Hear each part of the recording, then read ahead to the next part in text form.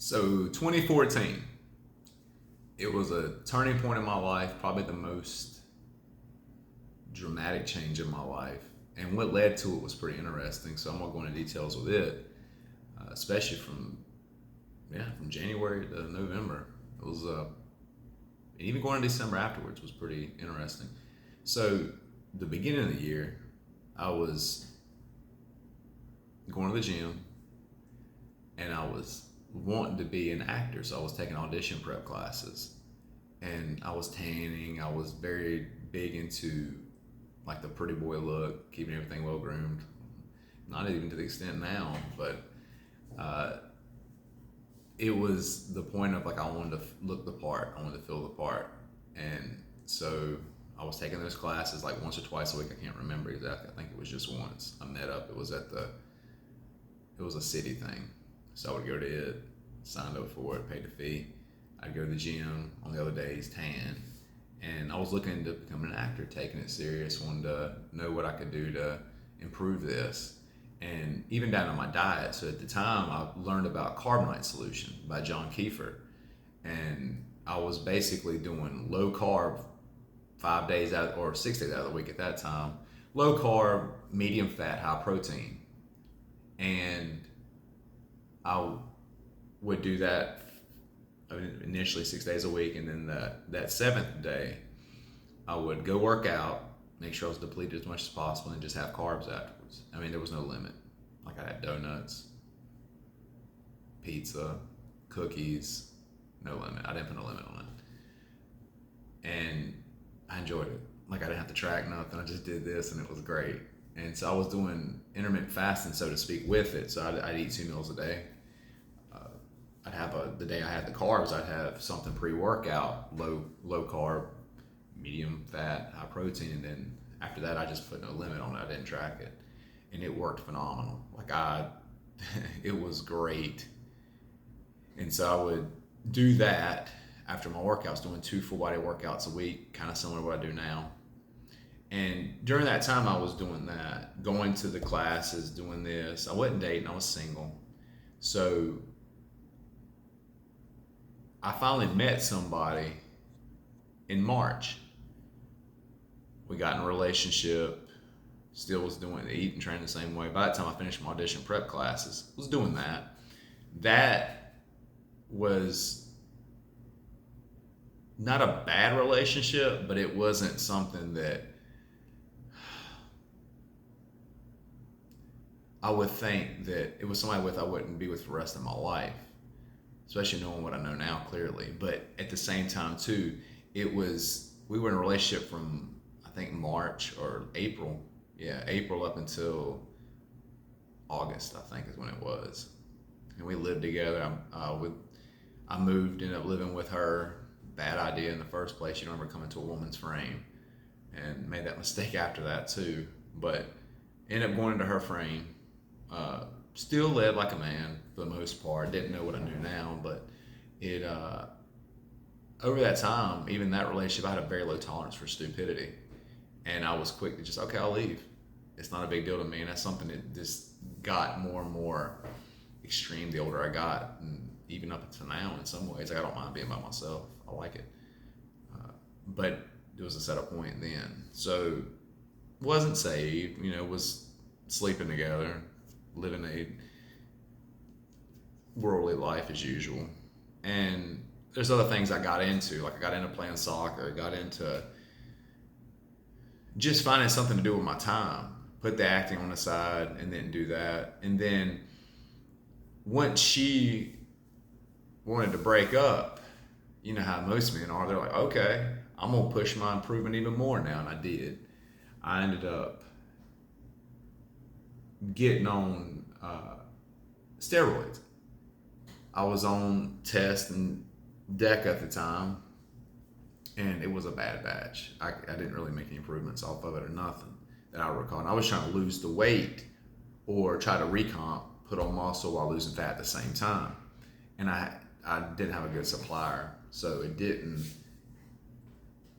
work in my favor. But I was going to the gym and started doing acting classes with a guy once a week I met up with in Greensboro. and I would go to him and still train, still enjoyed it. And it was more like, I'm going to prove her wrong. I was so motivated. Uh, so I started doing that, started really pushing that, still hanging out with friends, going out. And I never was much of a drinker, but I would go out and go to clubs and stuff like that, got back into that scene. And once I found somebody, I started dating this girl or seeing this girl that was a preacher's daughter. She liked me, found it through another friend. And I was like, okay, I'll humor this situation. She had a kid, which wasn't even then at that time wasn't ideal for me. I don't normally like to do that, but at the time I didn't have stone cold standards like I do now. And so I humored it. It ended up being not working in my favor. She was worried about being embarrassed because her father was a preacher and all that. So that went down the drain. And then this happened. I was on OkCupid and met this girl on there and was very attracted to her. And she seemed like she really liked me. So she was showing some GBD, some genuine burn desire. At least at the moment I thought so. And we met in October, I think, or early November. I don't remember exactly. And I got into powerlifting at that time. I was pushing it a little bit, wanting to hit the 3 big lifts, bench press, squat, and deadlift. And was still taking the juice till still on the test on the DECA. And even though it wasn't really working, I didn't notice it. And it didn't negatively affect me, but it also I didn't make any progress on it. But when I met her, for some reason I just dropped doing it, and she became more important in my life. I was put on a pedestal, so to speak, and we got close. She really liked me. I was really attracted to her. I mean, when I first met her, I walked into Dillard's and we was on the phone. I was like, "Where are you at?" She's like, "I think it's you." Turn around, and I looked at her, and the first thought in my mind was like, "I'm gonna marry this girl," because I was just that attracted to her. And my game came out. I was very smooth with her and everything. And we would see each other, once, twice a week, whatever, and then end up the point where, okay, I'm gonna go, the weekend with her. Well, that's when things took a turning point. We slept together at that point because she lived in a house that she was renting because that was her, for her job and stuff. And her mom didn't approve of me. I don't know what she said to her, but she was young. I was in my mid-20s. She was 21. So she was still under parental advisement, so to speak. And she was from New Hampshire. I'm, being from North Carolina, so that was already a difference in itself. But taking that consideration, when her mom made that kind of notion she didn't like me, I didn't expect the girl to not like me, and she did, and it hit me hard. It humbled me. It was a very humbling experience because even my mom was like, "I told you that girl wasn't gonna stay with you or wasn't gonna like you." I mean, she was very negative, but she was right. So fast forward, when that happened, it was the week of Thanksgiving. So those next few days, I was down in the dump, so to speak. I talked to one of my friends about it and everything. I just couldn't get out of the funk. And I remember the day before Thanksgiving, November 26, 2014, I was sitting at my mom's, and I was watching this TV show on questioning your salvation. And this was like 9 o'clock at night, and I was like, well, I don't want to die and go to hell. I grew up fairly Christian home. Christian, they didn't really, only on Sundays and Wednesdays. But it really hit me. Like I had the prick in the heart, so to speak, like in Acts 2. And I was like, what if I die in my sleep? What if I die tonight? And I looked over, my neighbor was a preacher, and I was like, there's no lights on. I was like, well, I don't want to die and go to hell. So whenever I knocked on his door, he was like, come on in. I talked to him, and I was like, I want to get saved. Can you help me? Can you walk me through it? And obviously I don't believe in the sinner's prayer is what causes salvation. It's the repentant heart and the decision to make Jesus Christ Lord of your life. And I did that indirectly. And he walked me through the sinner's prayer as I prayed it. And I noticed as soon as I said amen, like my whole life changed right then and there. I was like, wow. I mean, I felt surreal. And he told me, I'll never forget it. He said, you know, the closer you get to Christ, the harder it's going to get. And I didn't think of it like that. I was like, well, okay. You know, I don't know if I read that day or the day after that. I started reading my Bible. He said, start in John. So I started in John 1. Read my Bible. But I remember the next day, I got up. It was on Thanksgiving. And I was going to go to the gym before I went to my friend's house to eat for Thanksgiving. And I started my car, and I shut it, and I locked the keys in there. And I locked it, obviously it was running. And normally me would be like cussing, mad. That was like, well, if I gotta bust the window, I gotta bust the window. My uncle came over there with one of those slidey things that go in there to unlock your door. And he's like, I got you. That was just God working. I mean, it's all God. And then I went to the gym, went and hung out with my friend, I think I told him what happened. He wasn't Christian. He was dealing with his own issues. So that was sort of the turning point of where we went apart from each other. And so that in itself, things started changing in a good way, growing, let's just say growing. I started being that the girl that humbled me, she was Christian, allegedly. She started to talking about going to the Passion conferences and all this stuff, basically churchianity type stuff.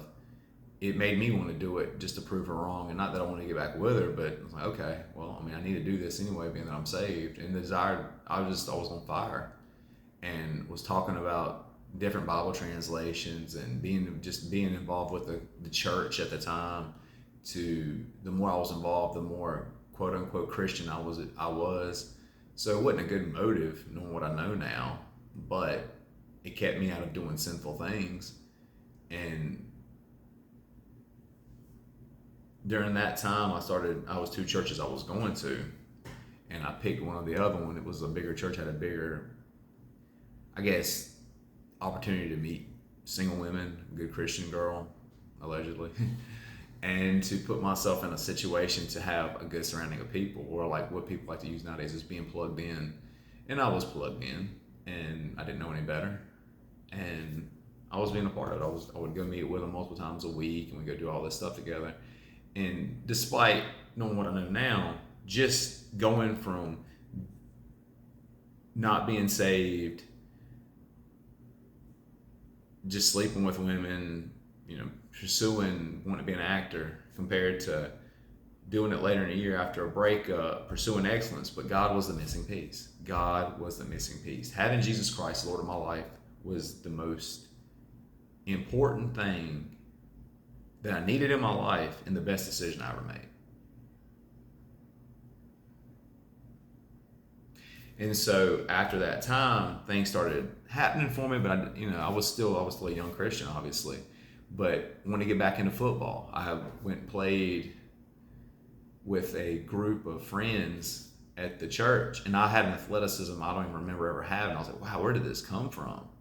And I was just praying, okay, God, if this is what you want me to do, I'll pursue it. And like that ended up being a stumbling block, because I ended up making that either equal with God or more than God, and it ended up hurting me. So I dropped it and wanted to get more involved with having a relationship with Christ, aka going to the church, doing stuff with the church, with people that were Christian, all that stuff. And if it's in God's will, become a preacher. So my mind changed. It grew me, but there was still more room for growth over that time, especially where I'm at now and knowing what I know. I thank God for it. It was a very necessary step, and I wouldn't change a thing, especially where I'm at now and the direction God's taken me. So that's my story on that. 2014, what it did for me, it was the defining year of my life. And I've had really successful years after that, but it didn't make the shift as much as that year did. So that's my story.